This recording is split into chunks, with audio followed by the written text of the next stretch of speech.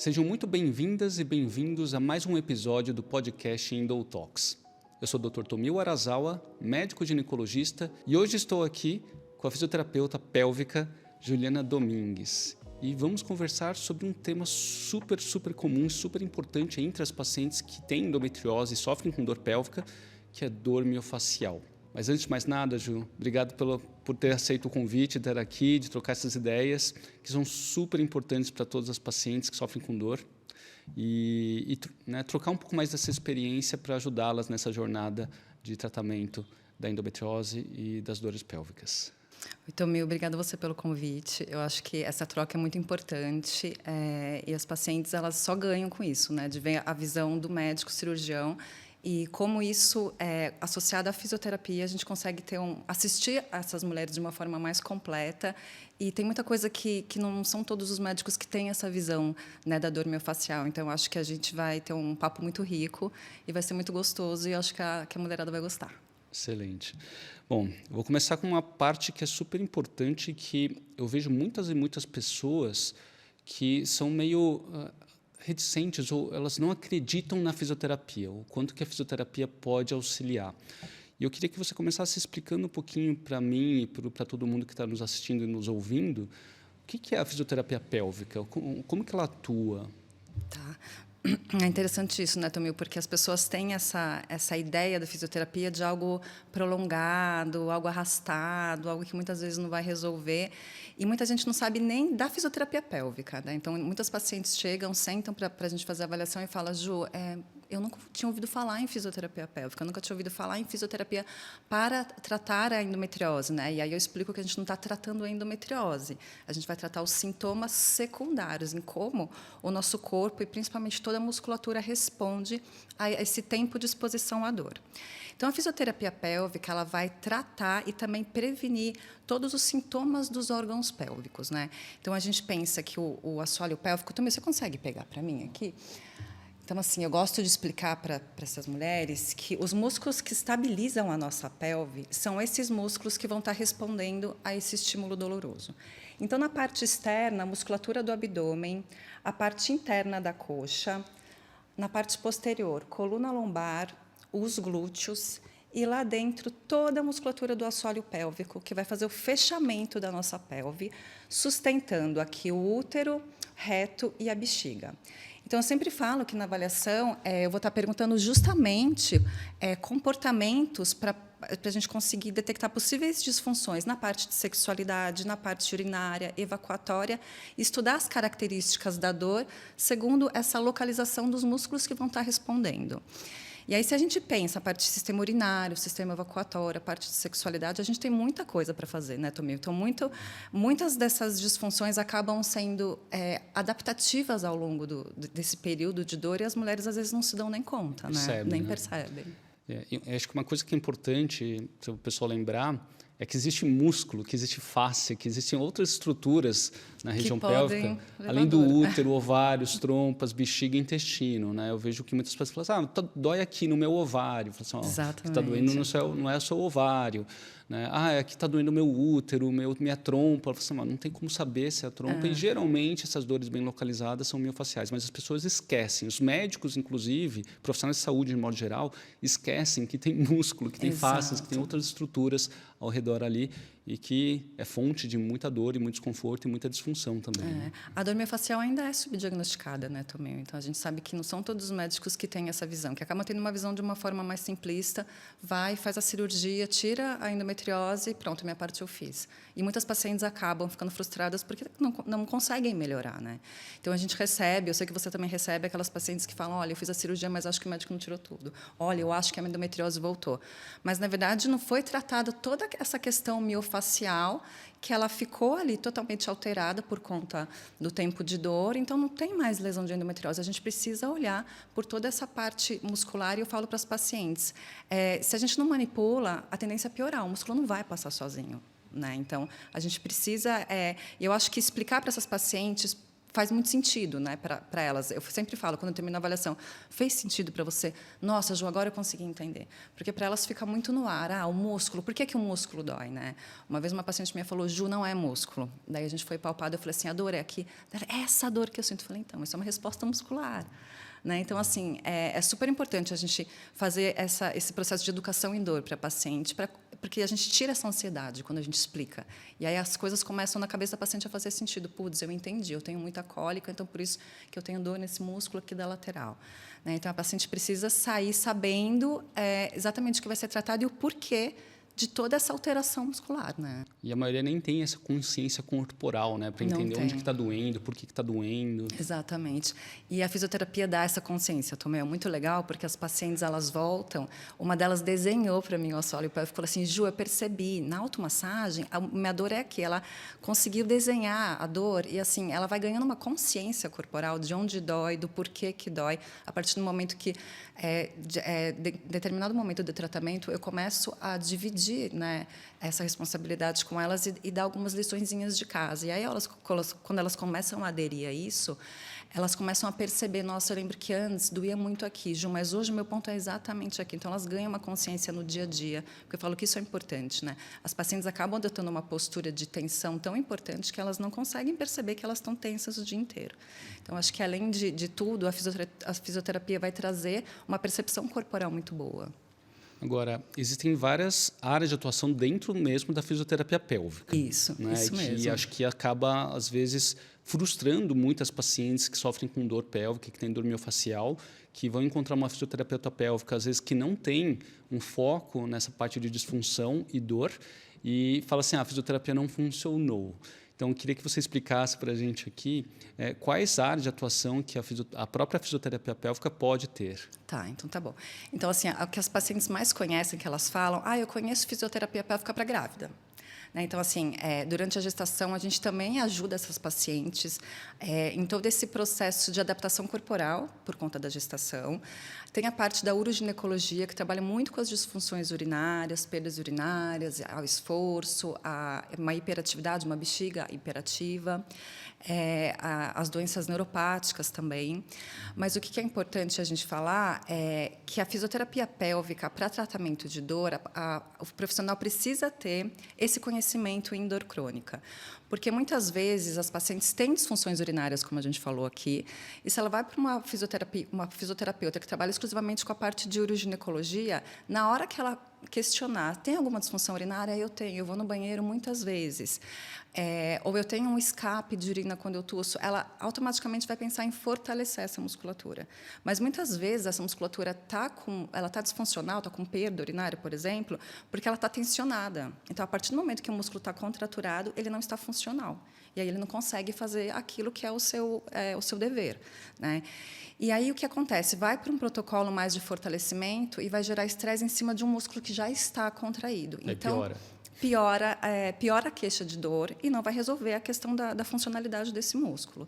Então, eu sempre explico, a gente atende muitas pacientes de fora, né, Tomil? A gente dá toda essa orientação. Muitas vezes elas vêm de lugares que não tem fisioterapeuta, ou muitas vezes eu converso com a físio, que é só para deixar claro que a gente precisa primeiro pensar em analgesia. Então, primeiro a gente vai tirar a dor dessa paciente, a gente não vai pensar em função.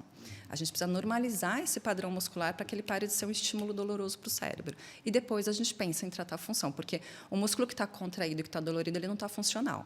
Mas a gente primeiro precisa normalizar esse tônus. Bom, então, esse grupo de músculos que recobrem tanto externamente, mas principalmente internamente o assoalho pélvico, ele é responsável aí pela função tanto miccional, né, para fazer xixi adequadamente, da parte sexual também na mulher, seja na penetração ou na profundidade também. Tá? Então, ele atua em ambas as partes e também evacuatória, certo? Fora a locomotora, né? Fora de movimentação, exercícios, até porque a pelve sustenta, né? A região pélvica sustenta e que nos permite também ficar de pé e fazer as suas atividades de pé. Né? Então, somos bípedes justamente pela evolução da nossa pelve. Né? Como que essa disfunção, aí eu vou separar agora, Ju, para você tentar explicar um pouco para a gente, como que uma paciente vai começar a suspeitar que tem alguma disfunção do seu assoalho pélvico pensando no xixi? Tá. Então, xixi, o que ela pode sentir que pode estar associado à disfunção do assoalho pélvico? Tá, então assim, ela pode perceber que ela vai no banheiro várias vezes por dia e mesmo assim ela sai sem ter a sensação de plenitude. Então ela sai e fala, nossa, não é possível, eu fiz xixi, mas eu não sinto que eu esvaziei toda a bexiga. Ou aquela mulher que senta para fazer o xixi e ela tem que dar uma concentradinha para começar o jato do xixi. Também já demonstra para a gente uma musculatura mais tensa, porque a gente precisa o quê? Sentar, isso é super importante, porque muitas pacientes não sentam para urinar. E aí eu falo que a primeira coisa é sentar, para permitir o relaxamento dessa musculatura e, com isso, né, o cérebro dá aquela ordem da bexiga para ela esvaziar, para ela contrair e eliminar a quantidade de urina.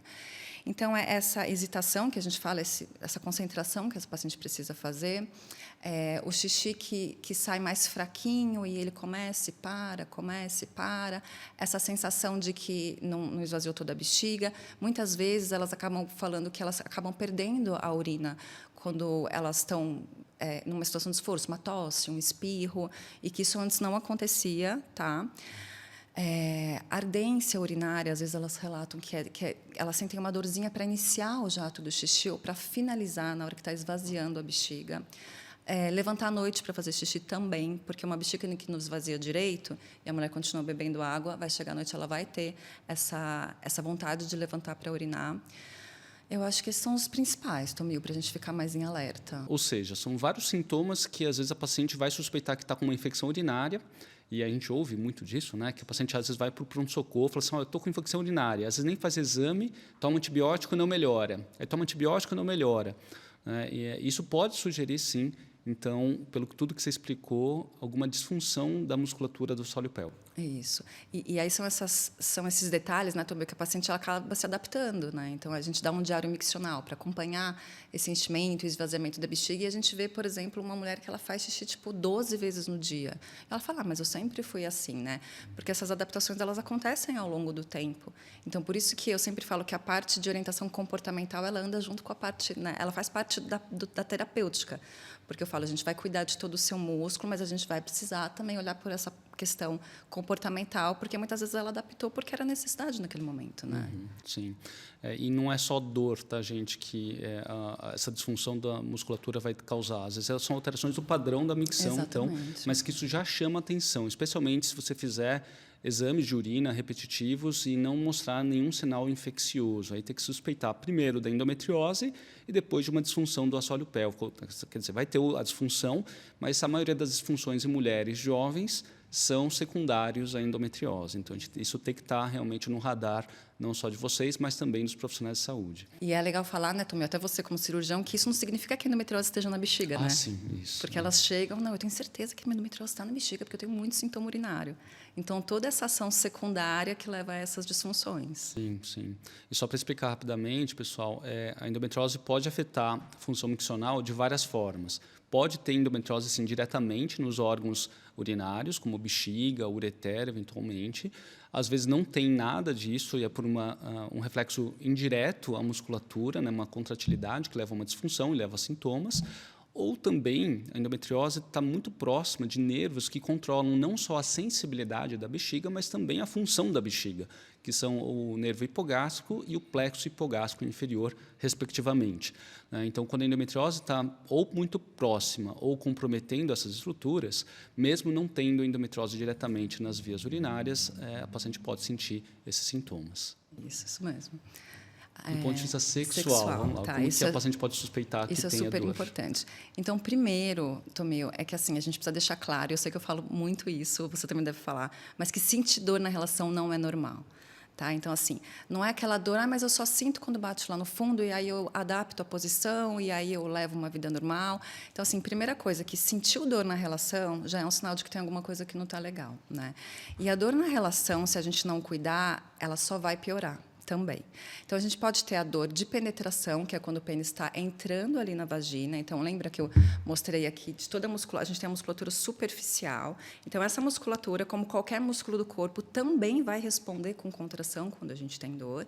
Então, essa paciente pode ter dor quando o pênis está entrando, ela pode ter dor quando o pênis bate lá no fundo, e aí você até pode falar como médico das lesões que ficam ali atrás, região retrocervical, ligamento uterosacro, o pênis bate lá, aquela região está inflamada e vai doer pelo mecanismo, né, do local da lesão, mas a gente não pode esquecer que tudo que a gente tem aqui ao redor é músculo. Então, o músculo também vai responder com uma contração. E muitas pacientes têm essa dor durante todo o ato sexual. Seja na penetração, ela fala, doutora, dói do começo ao fim. Tá? Então, assim, pós também, né? Pós também, é exatamente o que eu ia falar. Então, a gente sempre questiona as pacientes de dor, por exemplo, durante o orgasmo ou pós-orgasmo, que a gente sabe que a musculatura do assoalho pélvico durante o orgasmo ela vai responder com uma contração. Então, a gente imagina que tem vários pontinhos tensos, os pontos gatilho, que a gente chama, e aí, na hora da contração, isso pode gerar tanto a dor no canal vaginal quanto uma cólica importante. Então, por isso que acho que é muito importante a gente deixar essa mensagem de que ter dor não é normal. E nem que seja só lá no fundo, nem que seja em tal posição, já é um alerta para procurar ajuda, porque a gente sabe que é um grande número... Com a porcentagem de mulheres que têm dor na relação sexual e endometriose é muito grande. Bem alta, né? É alta. 60%, 70% era 70%, bem significativa. É muito significativa. Especialmente quando é relacionado a posições. Exatamente. Né? Posições mais profundas, geralmente os sintomas são mais evidentes aí. É isso.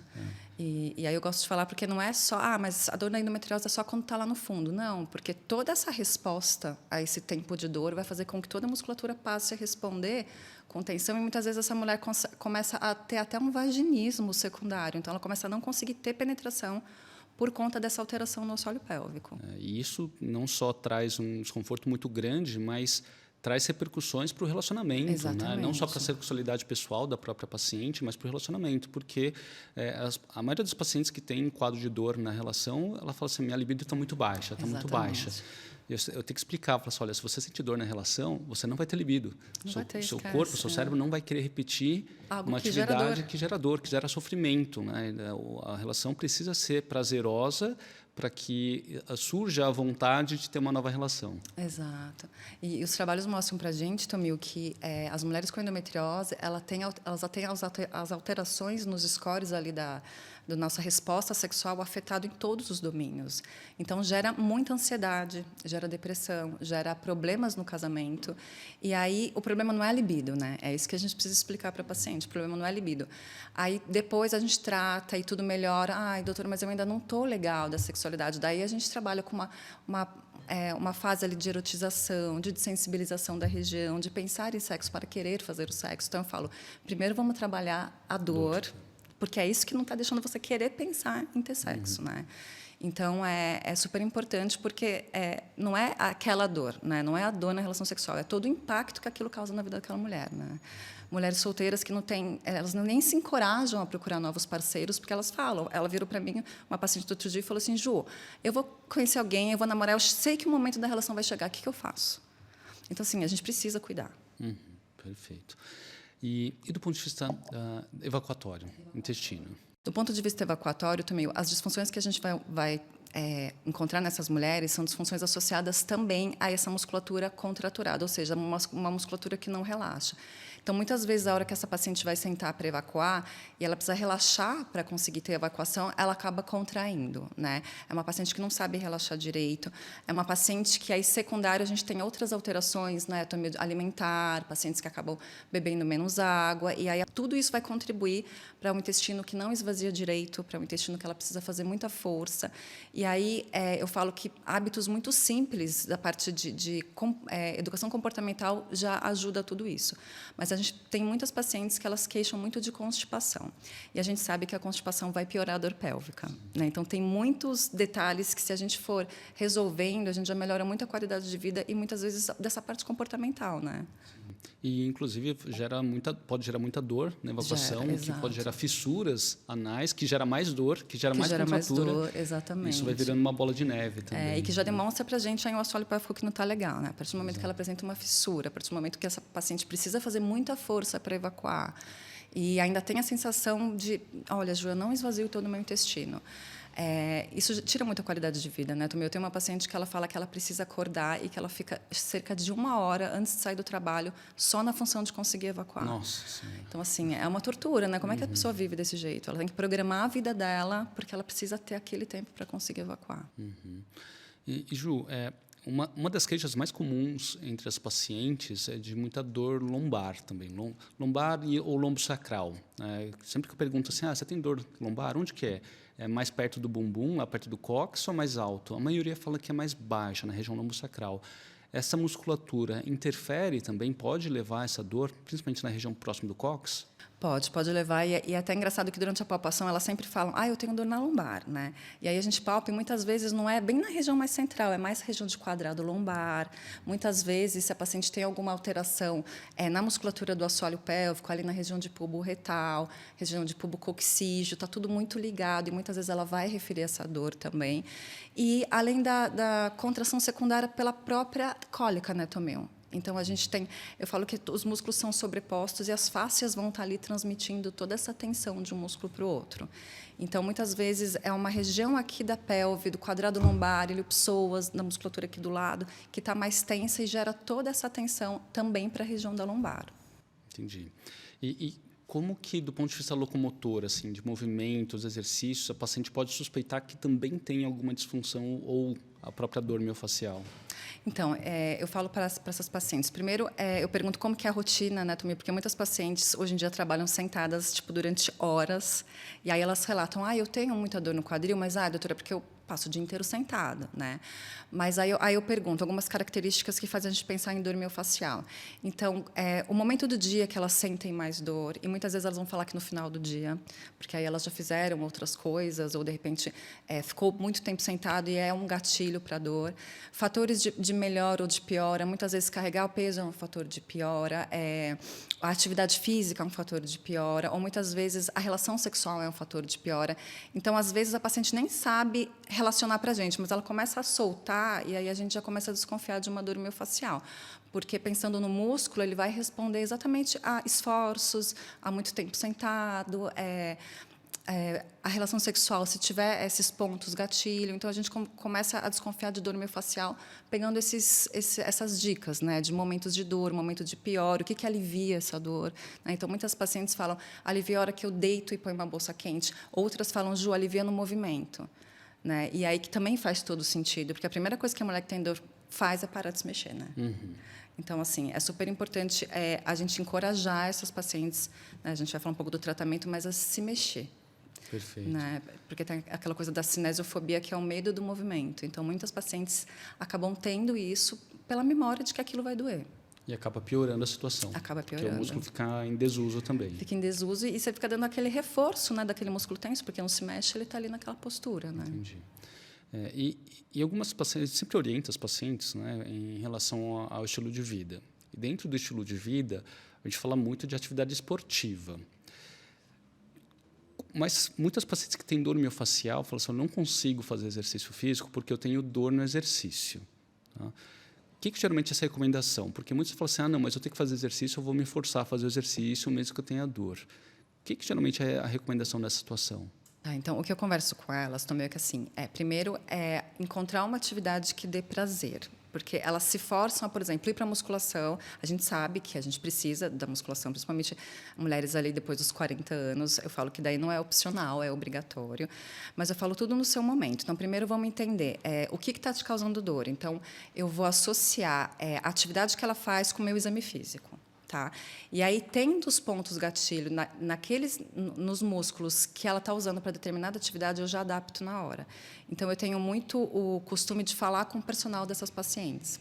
Eu converso com esse profissional, porque muitas vezes a gente vai precisar adaptar naquele momento de tratamento as atividades. Então, eu não gosto de falar, não faça nada. Então, se naquele momento eu não posso autorizá-la a fazer musculação, que até a tentativa de fazer uma atividade apenas com o peso do corpo foi gatilho de dor, é você sentar com essa paciente e descobrir aquilo que dá prazer. Então, muitas vezes, eu acabo passando vídeos de yoga de 15 minutos, mas com o objetivo de alongamento e mobilidade. Ela já vai sentir que ela está se mexendo, que ela está fazendo alguma coisa, e aquilo não vai gerar dor. Uma paciente, eu atendi esses dias uma paciente que ela tem cólica de ficar 2 horas na cama depois que ela corre. Eu falo para ela, o meu objetivo não é te proibir de correr, mas, nesse momento, a gente vai precisar dar uma desacelerada. Ela está se preparando para o triatlo, então eu falei, então vamos cuidar. A gente vai adaptar juntas o seu tratamento, a gente vai falar com o seu treinador, mas tem atividades que agora, nesse momento, a gente vai precisar dar uma paradinha, porque senão a gente vai enxugar gelo. Né? Ela vem comigo, comigo, a gente libera, a gente mobiliza. Chega lá, ela vai gerar aquele estresse naquele músculo, ela não vai ficar bem. E ela precisa estar bem, porque ela vai para uma prova, e ela não pode ir para uma prova e ficar 4 horas na cama, porque depois é triatlon, depois ela vai para a natação. Então, assim, é super importante a gente conseguir adequar a atividade que ela vai fazer no momento do tratamento. E isso gera muita ansiedade, né, Tomil? Quando elas chegam para mim e aí elas falam, doutor Tomil falou para conversar com você de atividade física, você vai tirar tudo? Eu falo, calma, respira, né? Que o objetivo também, a gente sabe que a atividade física, no geral, ela acaba sendo um analgésico natural. A gente tem muitos benefícios, mas a gente precisa dosar, principalmente nesse momento do tratamento. Aí eu falo que a minha ideia é ela ter autonomia e eu liberar ela para fazer o que ela ama, mas que a gente precisa respeitar o tempo do tratamento para que aí ela tenha sucesso mesmo. Salvo as exceções, né? Tem Exato. paciente que fala assim, minha paixão é Muay Thai. Alto impacto, alta Exatamente. intensidade. Aí o corpo não aguenta. O corpo não aguenta, e às vezes é aceitar também que o corpo, às vezes, em determinado momento, tem limitações. Exatamente. Eu adorava jogar tênis, meu ombro não permite mais. Assim, vou modificar, vou fazer outro esporte que eu consiga, né, praticar sem muita dificuldade. E da continuidade, né? Exatamente. Eu falo muito isso para elas. Eu falo assim, é sinal que o seu corpo não está legal. Você vai forçar ele numa situação que ele não está bem. E o quanto que vale, né, Tomil? Naquela hora, o prazer todo, a adrenalina de uma atividade física, mas para depois ficar 2 horas na cama. Eu vejo também muito paciente que se habituou a ter superações, né? Porque ela superou a dor, superou humilhação, julgamentos, assim, eu consigo, né? Eu aguento. Exatamente. O que você falaria para essas pacientes que são pacientes que são mais difíceis de a gente convencer realmente que não deveria? Então, o que eu falo é isso, que assim, a gente vai dar um passo de cada vez. Então, o que eu vou estar com ela acompanhando nesse processo, e muitas vezes a gente acaba, né, até dando a alta da físio para as pacientes, mas elas têm sempre meu contato. Então, eu falo, a gente vai devagar, então no começo a gente vai tirar isso. Você está bem? Como é que você está? Não, então agora eu te libero isso. Então agora eu vou te liberar para caminhada rápida. E você vai caminhar tanto tempo e vai me dar um feedback de como você ficou. Então, eu falo assim, que é um acompanhamento. Não é que eu vou virar e falar assim, não, você não vai fazer isso. Vamos tentar adaptar aquilo que te dá prazer? Né? E muitas pacientes, elas sentem essa segurança dessa continuidade. Né? Também muitas pacientes falam, Ju, eu sei que eu estou boa, mas eu vou voltar à atividade física, eu quero que você continue me acompanhando, porque eu tenho medo de fazer alguma coisa errada e piorar. Então, assim, eu acho que a partir do momento que a paciente entende o quanto que aquilo é benéfico ou não para o corpo dela, e aí entra também... falando em equipe multidisciplinar, a terapia, né, Tomil? Porque é super importante, porque daí ela vai começar a entender que muitas vezes essa superação, ela é superação para quem, na verdade, né? Sim. Porque é para quem que ela está querendo provar alguma coisa. E a mulher com endometriose, ela é muito assim, né, Tomil? Essa coisa de controlar, porque a gente ouve o tempo inteiro, né? Nossa, mas você está com dor de novo. Ah, mas você não pode fazer nada porque você está com dor. Então, tem um componente aí emocional que a gente precisa estar atenta também. E para quem que ela quer superar alguma coisa, né? Sim, sim. Bom, Ju, como que a gente falou de vários sintomas, né, vários impactos que a disfunção e dor miofascial pode trazer, do ponto de vista urinário, sexual, evacuatório, locomotor, de movimentos. Mas, como a gente falou, a dor miofascial é um dos aspectos de dor crônica menos diagnosticados e de longe mesmo. Como que uma paciente, em primeiro lugar, conseguiria notar, além desses sintomas, né, como que ela poderia falar assim, puxa, será que eu devo falar para o meu ginecologista ou será que eu mesmo devo procurar uma fisioterapeuta pélvica, já que às vezes o próprio ginecologista não vai fazer o diagnóstico? Tá? Então, queria que você falasse assim, um pouco mais desse diagnóstico, além dos sintomas. Tá? Algumas coisas que a paciente mesmo pode se notar, características dessa dor para ela suspeitar. Tá, então acho que a característica é justamente aqueles fatores que dão um gatilho de dor. Então, a paciente ficou menstruada, ela teve muita cólica, a menstruação passou, a cólica acabou, mas ela continua com uma dor. Que ela fala, não é a dor da cólica, mas tem uma dor aqui que está me incomodando, ela está irradiando para a coluna, ou uma dor que vem para o bumbum. Dores que irradiam. Dores que irradiam, mas elas podem também ser um pouco localizadas, daquela mulher que fala, eu tenho cólica, a cólica passou, mas aqui no cantinho continua um pontinho de dor. Então, geralmente tem um lado, né? A gente vê um lado preferencial de dor. A gente sempre vê um lado preferencial de dor, exatamente. Ou aquela paciente que vai... muitas falam, né? A gente está falando de superação, muitas falam que eu estou com dor, eu estou menstruada, mas eu sei que se eu conseguir fazer exercício, eu vou melhorar da dor. E aí ela fala que ela fica bem, mas é que depois ela fica, tipo, uma semana ruim. Então, assim, a gente já consegue perceber que tem aí uma ação muscular secundária a esse processo que ela teve menstrual. tá? A relação sexual, por exemplo, ela tem relação sexual e ela está bem, ela não tem dor, mas ela passa a ter dor depois. Eu tenho uma dor que fica aqui, como é que elas falam, aqui no pé da barriga depois que eu tenho relação sexual. Então, aquelas dores que não estão só relacionadas ao período menstrual. Normalmente é isso. Ju, eu fiquei menstruada, eu tive cólica os 2 primeiros dias, mas os outros dias eu fiquei com uma dor estranha. Então, a gente já começa a entender que, tem alguma ação secundária aí que está piorando e perpetuando o quadro de dor, mesmo fora do período. Perfeito. Então, nessas situações, essa paciente deve procurar o seu ginecologista, Exatamente. explicar. Se não conseguir, é possível buscar diretamente a fisioterapeuta pélvica para uma avaliação? Normalmente, o atendimento particular pode. O que pede é convênio. O convênio pede uma guia. Mas muitas pacientes entram em contato comigo, até pelo Instagram. Ju, posso fazer uma avaliação com você? Meu médico não deu a guia. Eu falei, não pode, não tem problema nenhum. Mas é questão burocrática, né, que pede, mas não tem problema nenhum.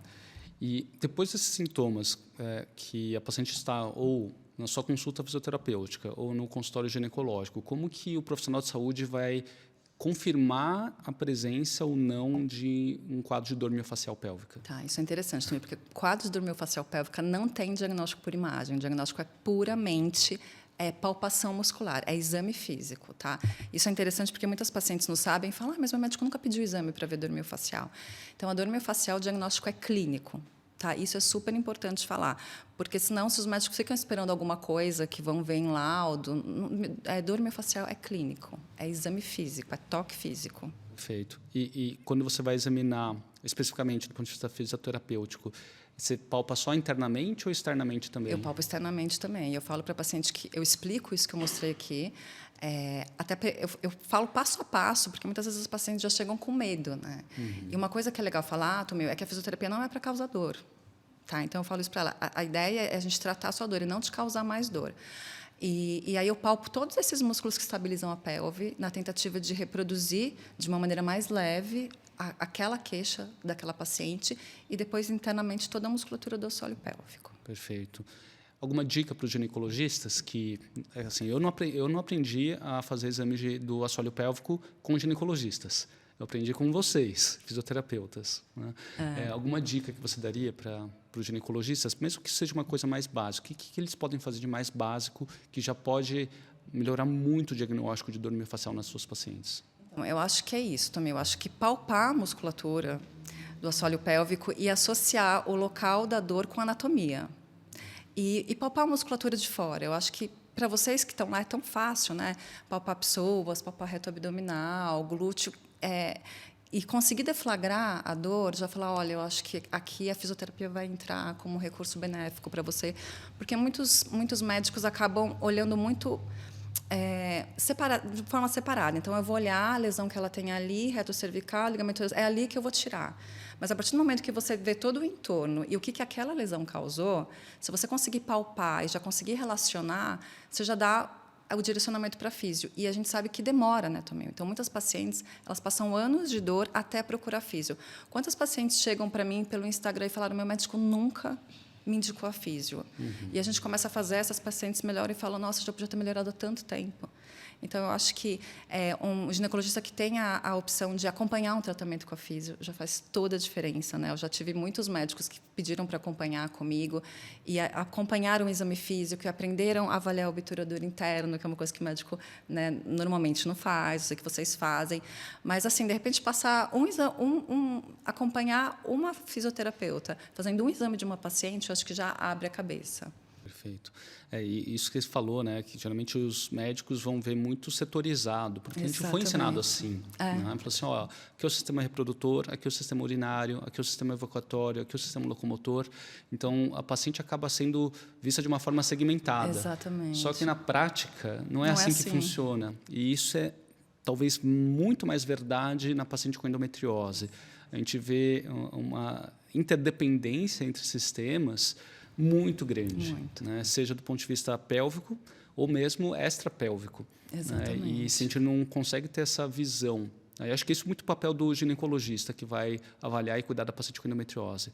Se eu não consigo ter essa visão não gosto tanto dessa palavra, holística, né, mas completa da paciente, sim, não só do ponto de vista físico, mas também emocional, é muito difícil realmente ajudar, né, essa paciente, porque senão eu vou falar assim, não, essa daqui vai então com gastro, isso daqui vai com útero, isso daqui vai com... Exato. E aí esses outros profissionais também não têm essa visão, e a paciente se sente perdida, sendo jogada de um lado para o outro. Exatamente. Um pinball. E aí os médicos não se falam, né? E aí cada um toma uma conduta diferente. E é interessante, porque várias vezes também eu ouvi a paciente falar assim, Ju, me dá uma luz, para quem que eu vou agora? Porque é isso, né? E o diagnóstico da endometriose, sendo tardio, ele é um caminho das pedras para a gente, né? Eu, como uma mulher com endometriose, posso falar. Então, assim, a gente demora muito para conseguir ter o diagnóstico. E é isso, né? A gente vai pipocando de um médico para outro. Quando a gente chega num cirurgião que já tem essa visão geral, a gente respira e fala, nossa, agora eu encontrei, né, o que vai me ajudar. Porque se a gente setoriza tudo, essa paciente nunca vai ficar boa de uma forma completa. Né? E isso vai gerar muita frustração. E isso é importante para ter essa esperança também, né? Se você não dá um plano para a paciente, se você não dá um caminho, exato, né, ela não enxerga essa luz no final do túnel, porque ela nunca teve essa luz no final do túnel, né? E a perda dessa esperança, dessa fé de que ela vai melhorar, isso atrapalha demais também o processo. Né, porque ela não engaja nos tratamentos, porque ela fala, isso daqui não vai funcionar, fisioterapia, já fiz tanta coisa, nutrição, e é um conjunto de fatores mesmo que vai realmente trazer o grande benefício para essas pacientes. Né? E aí a importância da equipe multidisciplinar, né? Que realmente é um desafio trazer múltiplas especialidades para cuidar de uma única paciente, ainda mais tendo uma visão semelhante. Né? E a gente vê isso na prática o quanto é difícil. Felizmente lá na Lyra a gente conseguiu juntar excelentes profissionais, né? E não só internamente, mas a gente tem parceiros externos, como a doutora Alexandra, que conversou no outro episódio, né? Mas é esse conjunto de cuidados que vai trazer esse grande benefício. E eu explico e reforço isso para todos os pacientes. Fisioterapia pélvica tem um papel fundamental. Esse aspecto eu não vou conseguir tratar, né? E se não tratar essa parte da musculatura do assoalho pélvico, a paciente não vai ficar bem. Exato. E muitas vezes tem que tratar antes da cirurgia, por exemplo. Exatamente. Né? Isso é que eu acho incrível, Tomil, que a gente tem lá na Lyra, vocês terem essa visão de que se a paciente está numa crise de dor, não adianta você colocar essa paciente na mesa cirúrgica para operar, porque o pós-operatório dessa mulher vai ser muito difícil. Então, isso que eu acho muito legal. Então, o que você faz? Né? Olha, primeiro você vai fazer a sessão com a Ju, vamos dar uma desensibilizada em toda essa região, vamos desinflamar, aí com você vai, né, medicamento, hormônio, enfim. Desinflama essa paciente, ela vai para a cirurgia muito mais tranquila. E aí, na consulta pré-operatória, eu converso muito isso com elas, né? Principalmente quando os pacientes são de fora e não fazem a físio, que vem tipo de véspera de cirurgia, eu mapeio esses pontinhos de dor e aí eu converso com elas. Depois que passar toda a fase mais sensível da cirurgia, você tiver alta do tomil e você for voltar a fazer suas atividades, sentiu que está doendo, não se desespera. A gente sabe que tem uma alteração miofascial aqui, aí a gente vai cuidar, ou eu vou te direcionar para alguém na sua cidade. Eu acho que isso gera um alívio no sentido de ansiedade, falar, nossa, então está tudo bem. Porque a paciente espera que ela vai entrar no centro cirúrgico e vai sair zerada de dor. Né? A gente sabe que muitas vezes não é assim que acontece, que é um processo e que você vai fazer cirurgia, mas talvez você precise fazer mais um pouco de físio depois, e aí fica tudo bem. O que é importante é olhar por toda essa questão miofascial, né, Tomil? E para ter um tratamento de forma completa, senão a paciente sempre vai ter uma queixa. Exato. Ju, eu queria que, assim, você tem uma experiência pessoal frente a tudo isso, né? Então você consegue falar com bastante propriedade, mas qual mensagem que você daria a você mesma no passado? Você, sim, hoje você está melhorando progressivamente das suas dores, né? Mas qual mensagem que você daria para você mesma para ajuda do passado? Tá? Se você conhecesse tudo que você conhece hoje sobre endometriose, dor pélvica, para deixar essa mensagem para outras mulheres. Tá. Eu acho que a primeira mensagem, Tomil, para ajuda do passado seria confia no que você sente. Porque eu sempre senti muita dor. E eu sempre ouvi que, é cólica, toma remédio. Eu tenho aquele caso clássico que eu comecei a tomar anticoncepcional antes da minha vida sexual ativa por conta de dor. E, embora eu tenha brigado muito pelo meu diagnóstico, eu acho que por um tempo eu aceitei e fui levando. Então, tipo, acho que a primeira dica é acredita, confia no seu corpo. Se você está sentindo dor, aquele médico não te direcionou, não te deu uma luz, não te deu um diagnóstico, muda de médico. Então, assim, acho que a primeira é essa. Confia no que você está sentindo e não aceita a normalização da dor, porque culturalmente nós mulheres somos, nós crescemos prontas para aceitar que cólica é normal, e começa por aí, começa lá na adolescência. Então, a primeira é confia no que você sente, e a segunda é tenha paciência no processo, porque eu acho que eu também fui um pouco rebelde, né, após a minha primeira cirurgia. Eu queria aquela coisa do controle, né, também. Então, eu operei, mas eu queria continuar trabalhando, porque eu tinha meus filhos para cuidar, e eu tinha a casa. Então, assim, se acolher, eu acho. Confiar no que você sente, não aceitar isso é normal, e se acolher porque é um processo, né? Se acolher no tratamento, se acolher nos momentos de crise, e nunca aceitar que dor é normal. Eu acho que seria isso, para ajuda do passado. Excelente, um excelente fechamento aqui desse episódio. Muito obrigado por todas as trocas, pela parceria, Obrigada por cuidar tão bem, acolher tão bem nossos pacientes. Em comum, os pacientes te adoram, te amam de paixão, não querem realmente largar com você. Ficou até feliz quando falou assim, tem conta na Ju, que bom. Não, eu adoro também, a gente tem uma troca muito bacana. Eu falo que é um presente trabalhar com mulheres, e justamente por eu ter essa experiência, eu acho que eu me conecto bastante, é o meu propósito de vida. Eu que agradeço a oportunidade toda que você me dá. Excelente.